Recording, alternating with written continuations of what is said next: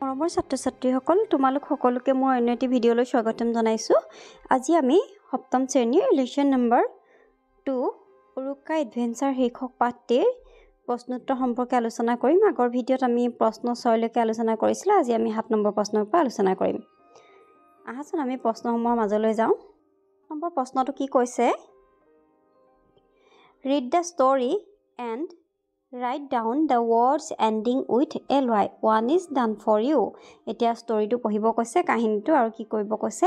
ly থকা শেষত ly থকা শব্দ লিখিবলৈ কৈছে। যিকেইটা শব্দ ly ৰে শেষ হৈছে সেই শব্দকেইটা লিখিবলৈ কৈছে। ইয়াত এটা তোমালোকৰ বাবে দি দিছে, এইটো হৈছে এক্সাইটেডলি। গতিকে আৰু শব্দ বিচাৰি আমি লিখিব লাগিব। Now look up the dictionary and write the meanings of these words. Use the words in sentences of your own. এটা কি কৰিব কৈছে? ডিকচনেৰী চাই, অভিধান চাই তাৰ অৰ্থবিলাক লিখিবলৈ কৈছে আৰু বাক্য ৰচনা কৰিবলৈ কৈছে। মই কেইটামান শব্দ লিখি দিছোঁ, তোমালোকে আৰু শব্দ চাই বিচাৰি উলিয়াই লিখিবা। সেইকেইটা হৈছে লাভিংলি, এৰিলি, কুৱাইটলি। আৰু তোমালোকে শব্দ বিচাৰি লিখিবা। মই এই শব্দকেইটাৰ বাক্য ৰচনা কৰি দিছোঁ। মই উজুকে বাক্য ৰচনাকেইটা যিমান পাৰোঁ কৰি দিবলৈ চেষ্টা কৰিছোঁ। তাৰ বাবে অকণমান ছুটিও হ'ব পাৰে। গতিকে তোমালোকে অকণমান দীঘলকৈ পাৰিলেও বাক্য ৰচনাকেইটা নিজে কৰিবা।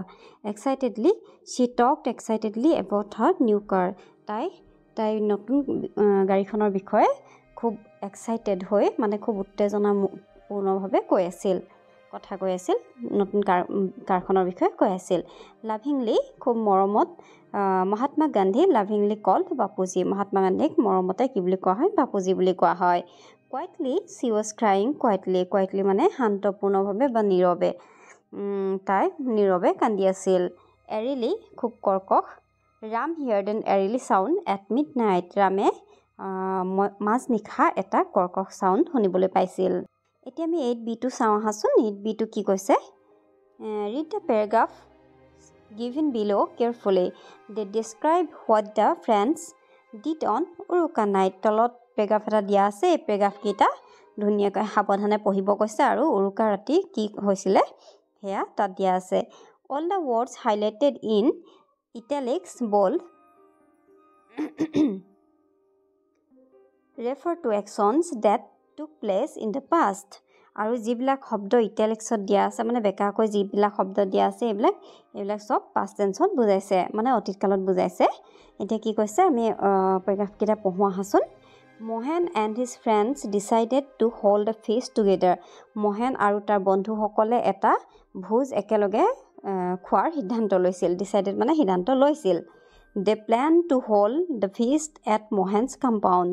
সিহঁতি ভোজটো মহেনৰ ঘৰৰ কম্পাউণ্ডত খোৱাৰ কথা প্লেন কৰিছিল, আঁচনি কৰিছিল।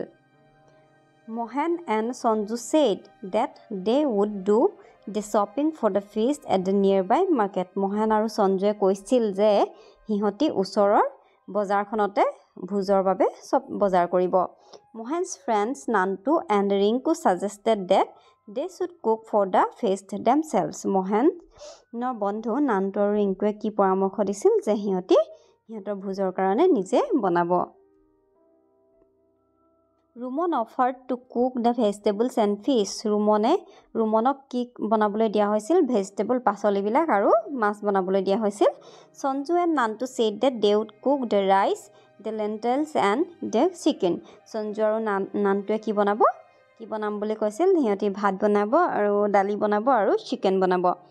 The 5 friends proposed that they would spend the entire night at Mohan's compound. আৰু গোটেই 5জন বন্ধুৱে প্ৰস্তাৱ জনাইছিল যে সিহঁতি মহেনৰ কম্পাউণ্ডত মানে কি কৰিব? ৰাতিটো কটাব। As planned earlier, the 5 boys built a big shed using straw and bamboo.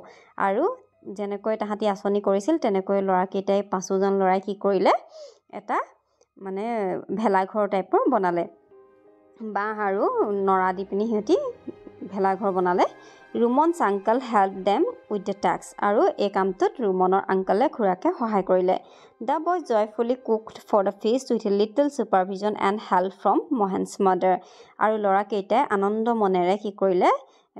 ভোজৰ খানাটো বনালে আৰু তাত মহেনৰ মাকে অকণমান নিৰীক্ষণ কৰি থাকিল মানে মহেনৰ মাকে হেল্প কৰি দিলে আৰু when the feast was over যেতিয়া ভোজ শেষ হ'ল Mahen commanded his friends to follow him on their nocturnal adventure যেতিয়া ফিষ্ট শেষ হ'ল ভোজ শেষ হ'ল মহেনে আদেশ দিলে যে তাৰ বন্ধুকেইটাই তাক ফ'ল' কৰিব লাগে অনুকৰণ কৰিব লাগে আৰু সিহঁতি এটা নক্টাৰ্নেল এডভেঞ্চাৰত মানে সিহঁতি এটা দুঃসাহসিক অভিযানত যাব They made straight for Shantiram's house at the end of the land. সিহঁতি পথৰ একেবাৰে শেষত থকা শান্তিৰামৰ ঘৰলৈ বুলি বাট বনালে The 5 friends tiptoed into his garden after crossing the নঙলা সিহঁতি নঙলা পাৰ হৈ হাতত হাৰে ভৰি ঠাৰে কি কৰিলে শান্তিৰামৰ বাগিচাত সোমালে Suddenly they saw a black heap of garbage in the middle of the rows of vegetable সিহঁতি হঠাতে কি দেখিলে এটা ডাঙৰ জাবৰৰ দম শাক-পাচলিৰ বাগিচাৰ মাজত দেখিলে they thought it was inert and harmless ইহঁতি ভাবিলে যে এটো একো মানে অনিষ্টকাৰী নহয় but when the boys stretched their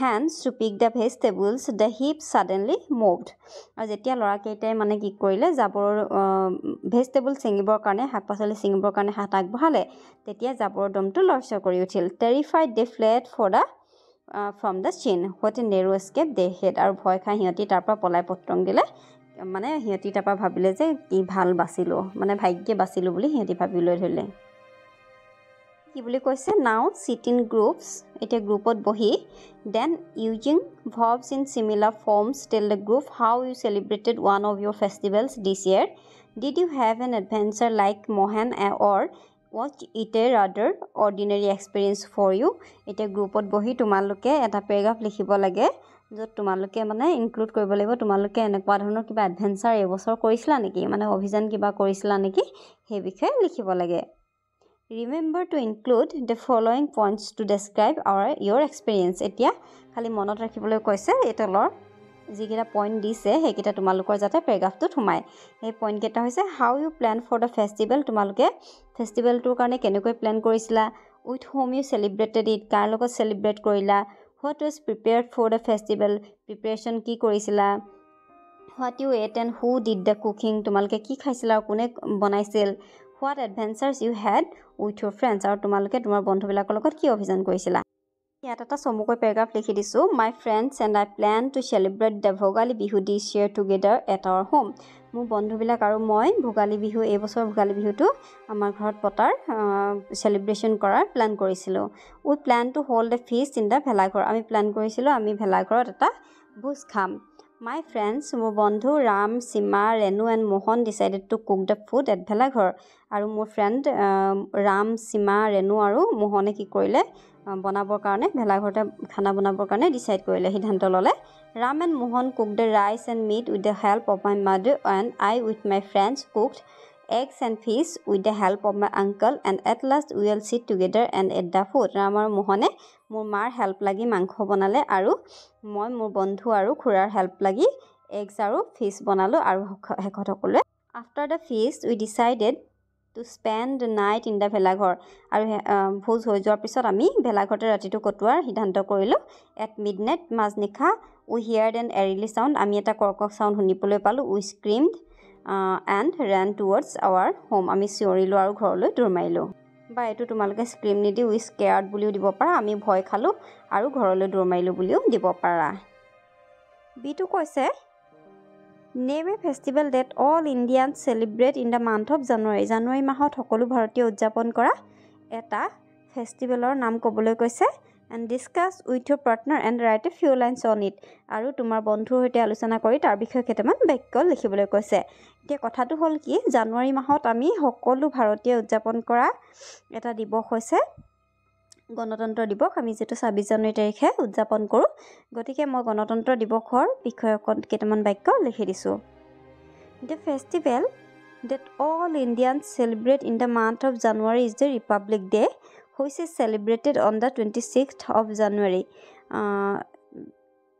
সকলো ভাৰতীয়ই উদযাপন কৰা জানুৱাৰীত উদযাপন কৰা যেটো দিৱস হৈছে ফেষ্টিভেল হৈছে হেতু হৈছে ৰিপাব্লিক ডে বা গণতন্ত্ৰ দিৱস যেটো 26 জানুৱাৰী তাৰিখে উদযাপন কৰা হয় on this day in 1950 our constitution came into effect 1950 চনৰ আজি দিনটোতে আমাৰ সংবিধানখন কাৰ্যকৰী হৈছিল it is the day of pride integrity and unity for all Indians এইটো দিৱস হৈছে এইটো আমাৰ ভাৰতীয়সকলৰ কাৰণে গৌৰৱ আৰু একতাৰ দিন এতিয়া আমি 9 নম্বৰটোলৈ যাওঁ আহা 9 নম্বৰটো কি কৈছে read the verbs in column A and write their past forms in column B as shown in the example example যেনেকৈ দিয়া আছে by both ঠিক তেনেকৈ এই ভাৰ্ব কেইটাৰ যিকেইটা ভাৰ্ব দিয়া আছে catch teach bring fight এই ভাৰ্ব কেইটাৰ past tense কেইটা লিখিবলৈ কৈছে মই ইয়াতে লিখিয়ে দিছোঁ তোমালোকে লিখিবা by both catch caught teach taught bring brought আৰু fight fought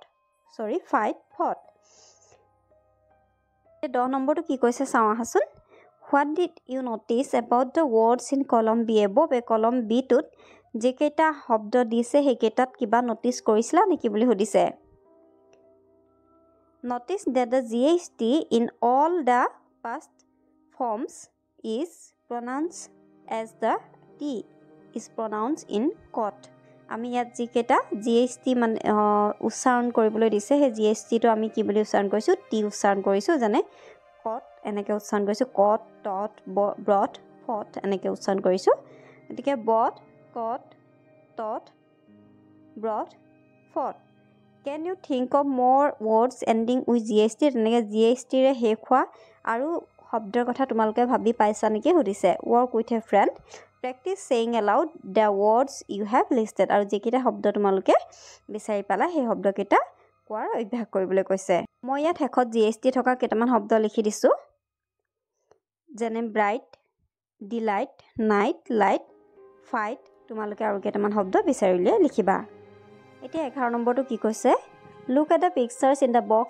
A and read the dialogue in the bubble now choose the correct response from those in box B to fill up the bubble C এতিয়া এই beet কেইটামান বাক্য দিয়া আছে আৰু সেই বাক্য কেইটা ইয়াৰ এট বাবুল এটা দিয়া আছে সিট এটা বাবুল দিয়া আছে আৰু বিট বাক্য কেইটা দিয়া আছে গতিকে এই বি বাক্য কেইটাৰ পৰা এই সি বাবুলটো ফিল আপ কৰিব কৈছে যোনটো এপ্ৰপ্ৰিয়েট হ'ব বুলি তোমালোকে যেটো কাৰেক্ট হ'ব বুলি তোমালোকে ভাবিছা এতিয়া ইয়াত দিছে আই এম সৰি আই ডু এপোলজাইজ ফ্ৰম মাই ফল্ট মই আই এম সৰি মই দুখিত মই মোৰ দুখৰ বাবে ক্ষমা বিচাৰিছোঁ টুটো কৈছে don't worry I am okay you carry on I will join you in a while don't worry চিন্তা নকৰিবা মই ঠিকে আছোঁ তোমালোক গৈ থাকা মই অকণমান দেৰি পিছতে তোমালোকক লগ কৰি আছোঁ তাৰপিছত ইয়াত থ্ৰীটো কি কৈছে আই এম নট ওকে মই ঠিকে নাই মানে মোৰ I am suffering from fever মই জ্বৰত ভুগি আছোঁ গতিকে ইয়াত কোনটো এপ্ৰপ্ৰিয়েট হ'ব এইকেইটা লগৰকেইটা দৌৰ মাৰি গৈছে দৌৰি গৈ আছে ই থাকি গ'ল গতিকে কি হ'ব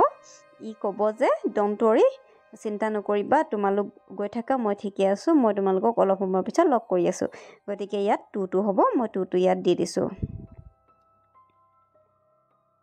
ইয়াতে টুটো দিছোঁ যে don't worry I am okay you carry on I will join you on in a while now practice the dialogue with your partner এতিয়া সেই ডায়লগটো তোমালোকৰ লগৰ বন্ধুৰ লগত প্ৰেক্টিচ কৰিবলৈ কৈছে বিট 12টো কৈছে ৰিড দ্য ফলোয়িং ৱৰ্ডছ তলৰ শব্দবোৰ পঢ়িব কৈছে some of them are related to adventure এই তলৰ শব্দবোৰ কিছুমান অভিযানৰ লগত জড়িত find out the meaning of those words and make sentences with them এই শব্দকেইটা বিচাৰি উলিয়াব কৈছে আৰু অৰ্থবিলাক চাই পেলাই সিহঁতৰ বাক্য ৰচনা কৰিব কৈছে plan thrill excitement enjoyment feast cooperation custom experiment night আৰু ভইচ মই গোটেইকেইটা শব্দৰ বাক্য ৰচনা কৰিছোঁ তোমালোকে চাই ল'বা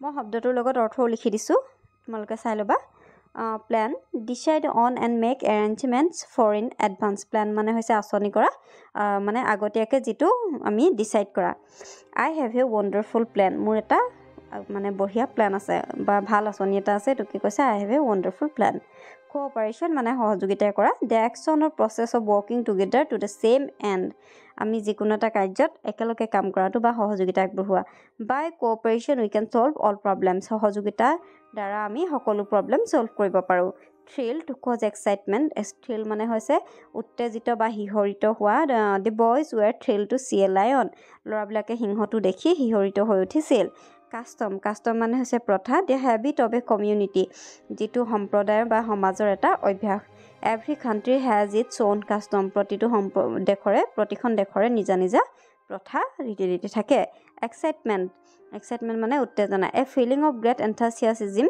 and eagerness Too much excitement is not good. বৰ বেছি উত্তেজনাও ভাল নহয় বুলি কৈছে। এক্সপেৰিমেণ্ট মানে এনেই গৱেষণা। টু এষ্টাব্লিছ এ ট্ৰুথ, সত্যটো প্ৰতিষ্ঠা কৰা বুলি কৈছে, অৰ্থাৎ গৱেষণাৰ দ্বাৰা এটা সত্য প্ৰতিষ্ঠা কৰিব পাৰি। Close observation is necessary for the experiment, গৱেষণা কৰিবৰ বাবে এটা ক্ল'জ অবজাৰভেশ্যন মানে সূক্ষ্ম দৃষ্টিৰ প্ৰয়োজন বুলি কৈছে। এনজয়মেণ্ট মানে আনন্দ কৰা আৰু ছামথিং টু এনজয়, যিকোনো মানে এনজয় কৰা। Diwali is a festival of enjoyment, Diwali মানে আনন্দৰ এটা উৎসৱ, ফূৰ্তিৰ উৎসৱ। Night the time of darkness between late evening and early morning, late evening আৰু আৰ্লি মৰ্ণিঙৰ সময়ছোৱা, আন্ধাৰ সময়ছোৱাকে ৰাতি বুলি কোৱা হয়। Mahen started his adventure at midnight, মহেনে তাৰ অভিযান মাজতে আৰম্ভ কৰিছিল।